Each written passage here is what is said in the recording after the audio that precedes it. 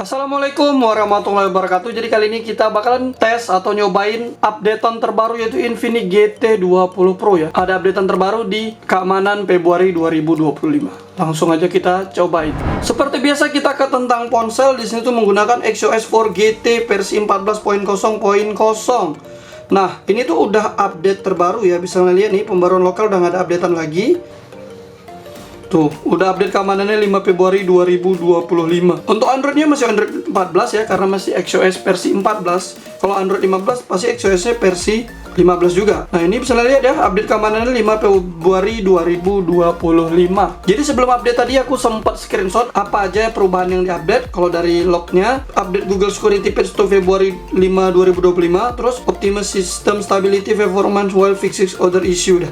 Jadi gini doang ya, nggak banyak. Cuma mengoptimalkan atau mengfixkan yang ada bug-bug issue gitu lah ya. Kalau kita lihat ukuran update-nya juga kecil, 239 MB. Ya ini kecil banget. Ya harusnya sih nggak ada perubahan yang signifikan. Kalau kita cek di pengaturan juga nggak ada perubahan yang signifikan. Misalnya ini sistem, navigasi, pemboron sistem, tuh opsi developer, nih 144 Hz ya bisa.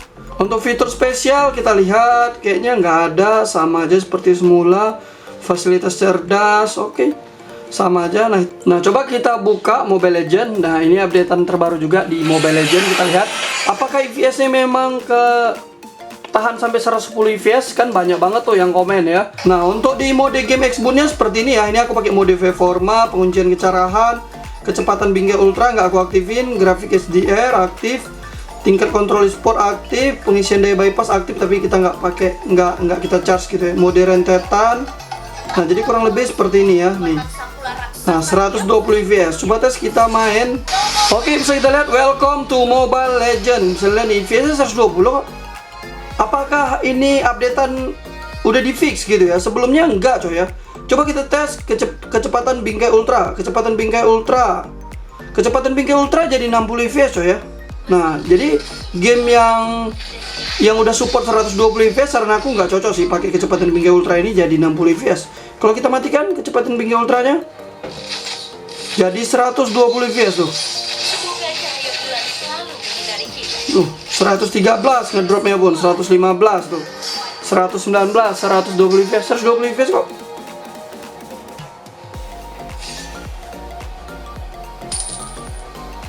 Mungkin ini udah diupdate kali ya, udah difixin ya. Karena sebelumnya ada yang komen katanya kalau kita pakai mode V-Forma ini, mode V-Forma IPS-nya turun gitu. Nah ini kalau aku tadi buat mode seimbang, berubah deh. Mode penghemat. Mode penghemat langsung 60 fps coy. Kalau mode seimbang 120 fps. Mode V-Forma, oke 120 fps. Penguncian kecerahan, grafik HDR, kontrol tingkat e-sport. Kontrol tingkat e-sport mungkin suhu perangkat meningkat katanya kok, kan mengurangi lantai sentuhan, namun hal ini dapat meningkatkan suhu dan mengurangi masa pakai baterai. Oh, jadi lebih boros. Nah lanjut kita tes Antutu benchmark. Kita nggak usah pakai fan cooler. Aku mau ngelihat apakah dengan updatean sekarang handphone ini udah di limit. Soalnya ada isu-isu yang katanya begitu di limit. Uji sekarang ya, ini kita pakai mode V-Forma, di baterainya juga mode V-Forma. Ya nih ya, mode V-Forma tinggi aktif. Untuk panasnya masih normal nih di 37 derajat. Oke, kita lihat untuk hasilnya 909.000 dan untuk panasnya di 46 hampir 47 derajat. Untuk Antutu benchmark sebenarnya nggak berat-berat banget. Nanti kita lanjut ke CPU throttling, itu biasanya lebih berat. 3D Mark deh. Nah, bisa lihat di sini dari 36 derajat sampai 46 derajat ya. Ini karena memori damu penuh jadi ya seperti ini coy. Nah, lagi posisi panas-panas gini kita langsung aja CPU throttling ya. Buat yang nanya, "Bang, harusnya kalau mau ngetes itu waktu pas kondisi lagi dingin." Ini aku ngetesnya bukan mau ngetes skornya, tapi handphonenya udah di limit. Tapi handphonenya ini apakah benar dengan updatean kali ini di limit atau masih dibiarin aja dilepasin sampai panas berapapun. Kita lihat.